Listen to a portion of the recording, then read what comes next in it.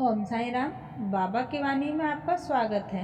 सभी भक्तों का अध्याय 33 भाग 1 को ध्यानपूर्वक सुनने के लिए धन्यवाद। अब हम उसका भाग 2 सुनेंगे।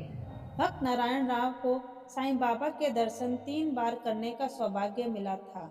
सन 1918 में बाबा के महासमाधि लेने के 3 साल बाद वे शिरडी जाना चाहते थे, लेकिन किसी कारण से जा नहीं पाए। बाबा के समाधि लेने के 1 साल के भीतर ही नारायण राव बहुत बीमार पड़ गए। उन्होंने कई तरह के इलाज कराए पर किसी से भी उन्हें आराम नहीं मिला। तब उन्होंने दिन रात हर समय साईं बाबा का ध्यान करना शुरू कर दिया। एक रात उन्होंने सपना देखा। सपने में बाबा उन्हें एक गुफा से बाहर आते हुए दिखाई दिए। बाबा ने उन्हें ढांढस बंधाया और कहा, डरो मत, कल से तुम्हें आराम मिलने लगेगा और 1 हफ्ते में तुम चलने फिरने लगोगे। बिल्कुल बाबा के कहे अनुसार उतने ही समय में नारायण राव पूरी तरह स्वस्थ हो गए। अब यह सोचने की बात है कि क्या बाबा शरीर में रहते समय ही जीवित थे और शरीर छोड़ने के बाद मृत हो गए हैं? नहीं, साईं बाबा अमर हैं, क्योंकि वे जीवन और मृत्यु से ऊपर हैं। जो भी भक्त सच्चे मन से एक बार भी उनकी शरण में जाता है, बाबा उसे कहीं भी हो सहायता अवश्य करते हैं। बाबा हमेशा हमारे साथ रहते हैं और जिस रूप में चाहें भक्त के सामने प्रकट होकर उसकी मनोकामना पूरी करते हैं। अप्पा साहेब कुलकर्णी। सन 1917 में अप्पा साहेब कुलकर्णी के अच्छे दिन आए। उनका तबादला ठाणे हो गया। भाले साहब भाटे को जो साईं बाबा का चित्र मिला था, उसी चित्र की अप्पा साहब कुलकर्णी ने पूजा शुरू कर दी थी। वे पूरे मन और श्रद्धा से बाबा की पूजा करते थे। वे रोज बाबा को फूल, चंदन और नैवेद्य अर्पित करते थे। उनके मन में साईं बाबा के दर्शन करने की बहुत इच्छा थी। इस बारे में इतना कहा जा सकता है कि जो भक्त सच्चे भाव से बाबा के चित्र को देखता है, उसे बाबा के साक्षात दर्शन के समान फल मिलता है। नीचे दी गई कथा से ये बात साफ हो जाती है। बाला बुआ सुतार। बम्बई के एक संत थे जिनका नाम बाला बुआ था। वे अपनी सच्ची भक्ति, मधुर भजन और अच्छे आचरण के कारण बहुत प्रसिद्ध थे। लोग उन्हें आधुनिक तुकाराम भी कहते थे। सन 1917 में वे पहली बार शिरडी आए। जब बाला बुआ ने साईं बाबा को प्रणाम किया तो बाबा मुस्कुराकर बोले, मैं तो इन्हें पिछले 4 सालों से जानता हूँ। ये सुनकर बाला बुआ को बहुत आश्चर्य हुआ। उन्होंने मन में सोचा, मैं तो आज पहली बार शिरडी आया हूँ, फिर बाबा मुझे 4 साल से कैसे जानते हैं?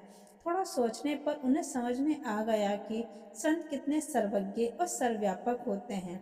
बाबा को ये भी पता था कि बाला बुआ ने पहले ही उनके चित्र को सच्चे मन से प्रणाम किया था। तब बाला बुआ ने मन ही मन कहा, संतों का हृदय अपने भक्तों के लिए कितना दयालु होता है। केवल चित्र के दर्शन करने से भी बाबा को सब ज्ञात हो गया। सचमुच बाबा के चित्र को देखना भी उनके दर्शन के समान है। अब हम अप्पे साहब कुलकर्णी की कथा सुनते हैं। जब अप्पा साहब ठाणे में रहते थे, तब उन्हें भिवड़ी के दौरे पर जाना पड़ा। वहां से वे कम से कम 1 सप्ताह बाद ही लौट सकते थे। उनकी अनुपस्थिति में तीसरे दिन उनके घर एक अद्भुत घटना घटी। दोपहर के समय उनके घर एक फकीर आया। उसका चेहरा बिल्कुल साईं बाबा के चित्र जैसा लग रहा था। अप्पा साहब की पत्नी और बच्चों ने उनसे पूछा, क्या आप शिरडी के साईं बाबा हैं? फकीर ने उत्तर दिया, मैं साईं बाबा का सेवक हूँ। बाबा की आज्ञा से ही मैं आप लोगों की कुशल क्षेम पूछने आया हूँ। उसने दक्षिणा मांगी। अप्पा साहेब की पत्नी ने उसे 1 रुपया दे दिया। तब फकीर ने उन्हें उदी की एक पुड़िया दी और कहा, इसे पूजा में बाबा के चित्र के साथ रखना। इतना कहकर वे फकीर वहां से चला गया। उधर भिवड़ी में अप्पा साहब का घोड़ा बीमार पड़ गया, इसलिए वे आगे यात्रा नहीं कर सके और उसी शाम घर लौट आए। घर आकर जब उन्होंने अपनी पत्नी से फकीर के आने की बात सुनी तो उन्हें थोड़ा दुख हुआ कि वे फकीर के दर्शन नहीं कर पाए। उन्हें यह भी अच्छा नहीं लगा कि केवल 1 रुपया दक्षिणा दी गई। वे बोले, अगर मैं घर पर होता तो 10 रुपये से कम कभी ना देता।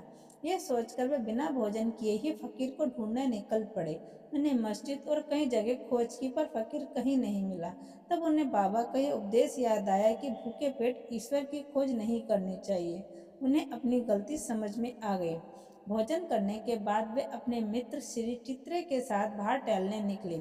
थोड़ी दूर जाने पर सामने से वही फकीर तेजी से आता हुआ दिखाई दिया। उसकी आकृति बिल्कुल वैसी ही थी जैसे पहले घर आए फकीर की थी। फकीर ने हाथ बढ़ाकर दक्षिणा मांगी। अप्पा साहब ने उसे 1 रुपया दिया। फिर उसने और मांगा। अप्पा साहब ने 2 रुपये दिए।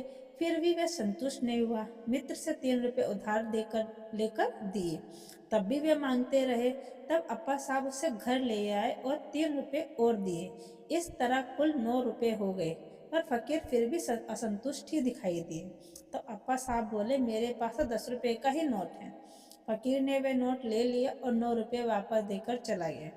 इस प्रकार अप्पा साहब ने जो 10 रुपये देने की बात कही थी वही बाबा ने स्वीकार किए और स्पर्श किए हुए 9 रुपये उन्हें लौटा दिए। ये 9 रुपये नवदा भक्ति का संकेत हैं। बाबा ने लक्ष्मीबाई को भी अंत समय में 9 रुपये ही दिए थे। जब अप्पा साहब ने उदी की पुड़िया खोली तो उसमें फूल के पत्ते और अक्षत निकले। बाद में वे जब शिरडी गए तो बाबा ने उन्हें अपने सिर का एक केस भी दिया। उन्होंने उदी और केस का ताबीज में रखकर हमेशा हाथ में बांधना शुरू कर दिया। अब अप्पा साहब को उदी की शक्ति का पूरा विश्वास हो गया। पहले उनका वेतन केवल 40 रुपये मासिक था, लेकिन बाबा की उदी और चित्र मिलने के बाद उनका वेतन कई गुना बढ़ गया। उन्होंने मान सम्मान और यश भी मिलने लगा। इस सांसारिक लाभों के साथ साथ उनकी आध्यात्मिक उन्नति भी तेजी से होने लगी। इसीलिए जिन भक्तों के पास बाबा की उदी है उन्हें स्नान के बाद उसे मस्तक पर लगाना चाहिए और थोड़ा सा पानी में मिलाकर तीर्थ के समान ग्रहण करना चाहिए। हरि भाऊ कर्णिक सन 1917 में गुरु पूर्णिमा के पावन दिन जिला ठाणे के रहने वाले हरि भाऊ कर्णिक शिरडी आए। उन्होंने साईं बाबा की विधि विधान से पूजा की। पूजा के बाद उन्होंने बाबा को वस्तुएं और दक्षिणा अर्पित की। फिर सामा के माध्यम से बाबा से घर लौटने की अनुमति ले ली। जब वे मस्जिद की सीढ़ियों से नीचे उतर ही रहे थे तभी उनके मन में विचार आया कि बाबा को 1 रुपया और चढ़ाना चाहिए था। वे सामा को इशारे से ये बात बताना चाहते थे कि उन्होंने पहले ही बाबा से जाने की अनुमति ले ली है, इसीलिए अब वापस नहीं जाना चाहते। लेकिन सामा का ध्यान उनकी ओर आया ही नहीं। इसीलिए हरिभाऊ बिना लौटे अपने घर की ओर चल पड़े। रास्ते में वे नासिक पहुंचे और वहां श्री वी कालाराम मंदिर में दर्शन करने गए। उस मंदिर के मुख्य द्वार के अंदर संत नरसिंह महाराज बैठा करते थे। जैसे ही हरिभाऊ दर्शन करने आए, संत नरसिंह महाराज भक्तों को छोड़कर सीधे उनके पास आए। उन्होंने हरिभाऊ का हाथ पकड़ लिया और बोले, मुझे मेरा 1 रुपया दे दो। ये सुनकर हरिभाऊ बहुत चकित हो गए, लेकिन खुशी खुशी उन्होंने 1 रुपया दे दिया। तभी उन्हें समझ में आया कि उन्होंने मन में साईं बाबा को 1 रुपया चढ़ाने का संकल्प किया था और बाबा ने वही रुपया नासिक में संत नरसिंह महाराज के रूप में उनसे ले लिया। इस घटना से सिद्ध होता है कि सभी संत एक ही हैं। वे अलग अलग रूप में दिखाई देते हैं, लेकिन उनका कार्य एक दूसरे से जुड़ा होता है और वे साथ ही साथ कार्य करते हैं। श्री सद्गुरु साईनाथ को समर्पित आपका दिन शुभ हो। ओम साई राम। नया साल मुबारक।